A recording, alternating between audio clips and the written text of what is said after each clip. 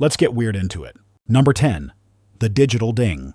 Your ancient hunter-gatherer brain is a masterpiece of survival engineering. It's designed to detect a twig snapping in the undergrowth, the distant rumble of a predator, the subtle shift in the wind that signals a coming storm. And in the 21st century, its primary function has been hijacked to detect the sound of your coworker sending you a meme. That little ping, buzz, or whoosh from your phone is the modern equivalent of that snapping twig. And your brain treats it with the exact same level of frantic, drop-everything urgency. This isn't an accident. It's a finely tuned psychological weapon. This is classic conditioning, the kind of stuff they taught pigeons to do in a lab for a food pellet. Except you're the pigeon, and the food pellet is a dopamine hit. Every time you hear that sound, your brain releases a tiny squirt of this feel-good chemical. Not because the notification itself is rewarding, but because it might be. It could be a message from a friend, a like on your photo, or an email saying you've won the lottery. Or it could be a reminder that your phone bill is due. The unpredictability is the key. This is called a variable reward schedule, and it is the single most addictive force known to behavioral science. It's the same mechanism that keeps people pulling the lever on a slot machine. You don't know if the next one is the jackpot, so you just keep pulling. So, when you're deep in concentration, writing the next great novel, or just trying to remember why you walked into the kitchen, and your phone makes that little noise, your entire nervous system lurches into action. Your focus shatters. Your cortisol levels spike. Your primal brain screams, "Attention, potential reward or danger incoming," all because someone replied LOL to your group chat. Congratulations. Your 200,000-year-old brain has been successfully house-trained by a text message. Number 9. The endless scroll. Remember books?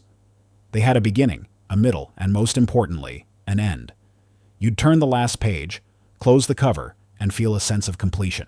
Your brain got a nice clean signal that the task was over. It could file that experience away and move on. The modern internet has decided that closure is for chumps.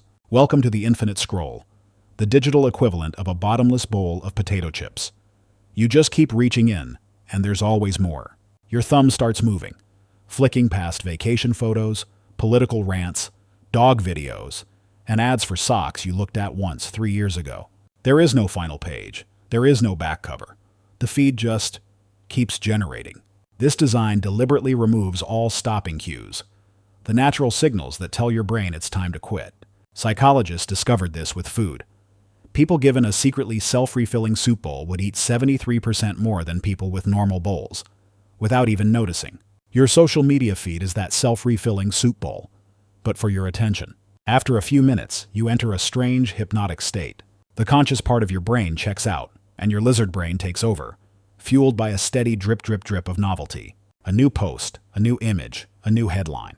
It's just engaging enough to keep you from getting bored, but rarely satisfying enough to make you stop. You look up, and 45 minutes have vanished into a gray, blurry fog of digital junk food. You don't feel rested or informed. You just feel drained. You're not weak-willed.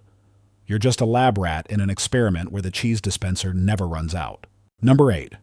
The Autoplay Trap. You've just finished a fascinating 10-minute video about the history of Roman concrete. You feel slightly smarter, slightly more cultured. You lean back, satisfied, but on the screen, a tiny countdown timer appears. Up next, unbelievable lawnmower fails compilation. You have 5 seconds to act. 5 seconds to summon the willpower to close the tab or choose something else. But you're tired. Making a decision, even a tiny one, requires energy. And that's exactly what the system is banking on.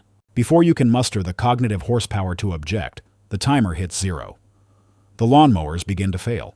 This is the genius of autoplay. It weaponizes your own laziness against you. Our brains are fundamentally geared to follow the path of least resistance. Autoplay makes continuing to consume content the default path. Not watching requires an action. It requires you to consciously intervene. Watching requires you to do nothing. It turns the active choice of what should I watch now into the passive submission of, I guess I'm watching this. One video bleeds into the next. The Roman concrete documentary leads to lawnmower fails, which leads to a video of a guy building a log cabin with his bare hands, which somehow transitions into a 3-hour live stream of someone quietly eating seafood.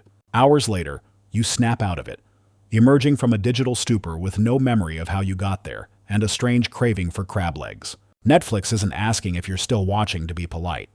It's just checking to see if its host organism is still conscious. Number 7. The 3 dots of terror.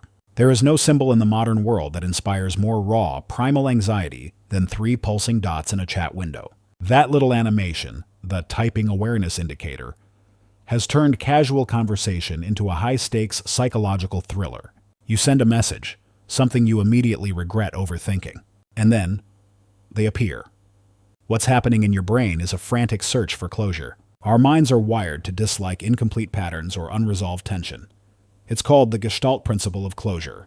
The 3 dots are the ultimate conversational cliffhanger. They promise a resolution is coming, forcing you to stay engaged and attentive. You are psychologically tethered to the screen, waiting for the payload. But the real torture is when the dots appear and then vanish. That's when the self-doubt spiral kicks in. What were they writing? Did they type out a whole angry paragraph and then delete it? Did they reconsider your entire friendship? Did they get abducted by aliens mid-sentence? The ambiguity is maddening. This tiny design feature preys on our deepest social fears: rejection, misunderstanding, and being ignored. It keeps your attention locked in a feedback loop of anticipation and anxiety, preventing you from mentally moving on to another task. It's a digital prison, and your own social validation is the warden. Those 3 little dots are the most powerful hostage negotiation tool ever invented, and you're the hostage. Number 6. The slot machine gesture. Think about how you refresh your email or social media feed on your phone. You place your thumb at the top of the screen and you pull down. There's a moment of resistance. A little loading icon spins and then, snap, the screen repopulates with new content. Or maybe, nothing new at all. Sound familiar? It should, because you're pulling the lever on a slot machine. This pull-to-refresh mechanic was a design breakthrough. Not because it was efficient, but because it was psychologically irresistible. The physical action of pulling down and waiting for the result directly mimics the core action of a gambling machine. It creates a tiny loop of manual effort, anticipation, and variable reward. Sometimes you pull and get a bunch of exciting new emails and notifications. The jackpot. Other times you get nothing. A dud. This action reinforces the desire to check again and again. It gives you a feeling of control over the flow of information, even though you have none. You're not just passively waiting for notifications. You're an active participant in the hunt for dopamine. Every pull is a new chance. This tiny, seemingly insignificant gesture has trained millions of us to compulsively seek novelty with a specific physical tick. It's no wonder people find themselves mindlessly pulling down on their email screen over and over, even when they know nothing new has arrived. Basically, your inbox has been redesigned by a casino manager. Number 5. Algorithmic rabbit holes. You watch one video about how to properly sharpen a kitchen knife. The next day, your recommended feed is a bizarre survivalist fever dream. Suddenly, YouTube thinks your primary interests are blacksmithing, building underground bunkers, and learning how to forage for edible mushrooms in the Pacific Northwest. You have fallen into an algorithmic rabbit hole. These systems aren't designed to show you what you want. They're designed to show you what will keep you watching. And it turns out that the most effective way to do that is to lead you down a path of increasing specificity or extremity. The algorithm notices you engaged with a topic, and it reasonably assumes you want more of that topic. But to keep your attention, it can't just show you the same thing. It has to show you something more niche, more intense, more controversial. Your curiosity is the fuel. The algorithm presents a slightly more extreme version of what you just watched, and your brain, intrigued by the novelty, clicks. This feedback loop can quickly guide a person from a mainstream interest into a bizarre and often isolated ideological corner of the internet. It happens with politics, with hobbies, with wellness, with everything.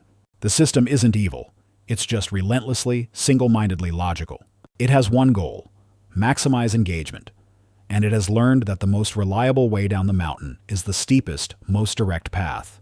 You wanted to learn how to chop an onion, and the algorithm has decided you must now learn to live off the grid and defend your homestead from bears. Number 4.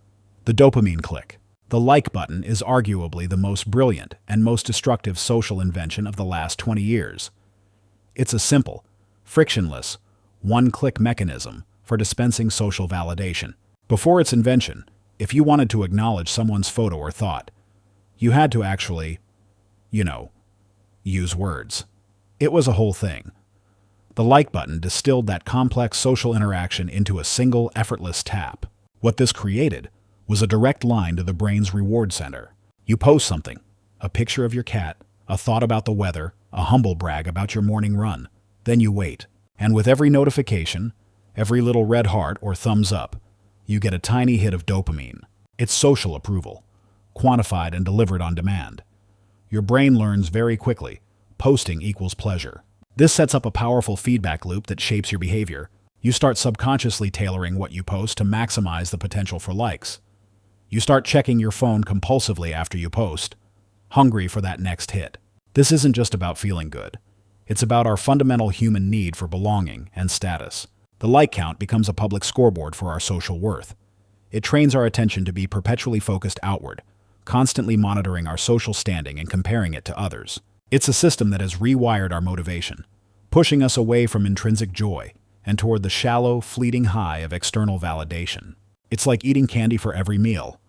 It feels great for a second, but eventually, your soul gets a cavity. Number 3. Phantom buzz syndrome. You're sitting in a quiet room, your phone lying perfectly still on the table across from you, and then you feel it. A distinct, unmistakable vibration in your pocket. You reach down, but there's nothing there. Your phone is still on the table. Congratulations, you've just experienced phantom vibration syndrome. You're not going crazy. Your nervous system has just been successfully colonized by technology. This bizarre phenomenon is shockingly common. It's a form of digital hallucination. After years of carrying a device in the same spot, conditioned by thousands of real vibrations, your brain starts getting a little jumpy.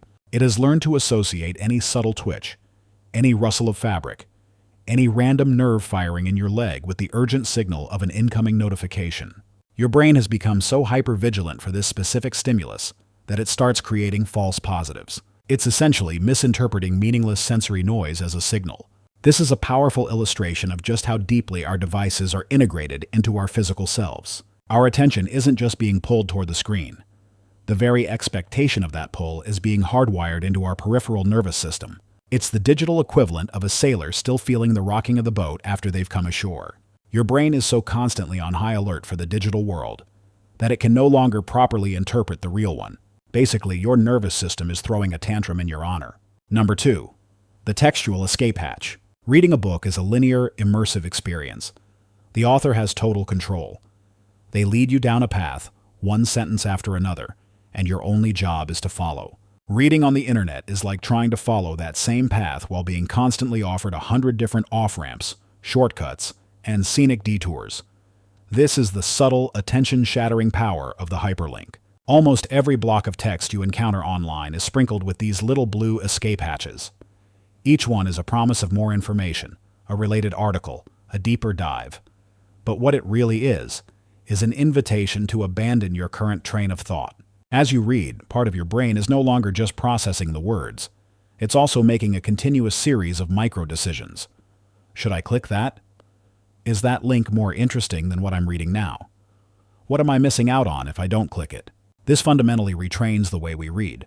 It encourages a shallow, skimming style of engagement, where we hop from one piece of information to the next, without ever deeply absorbing any of it. We are training our brains to be novelty-seeking water striders, flitting across the surface of a vast ocean of information instead of diving in. This makes sustained, deep focus on a single, long-form text feel like a monumental chore.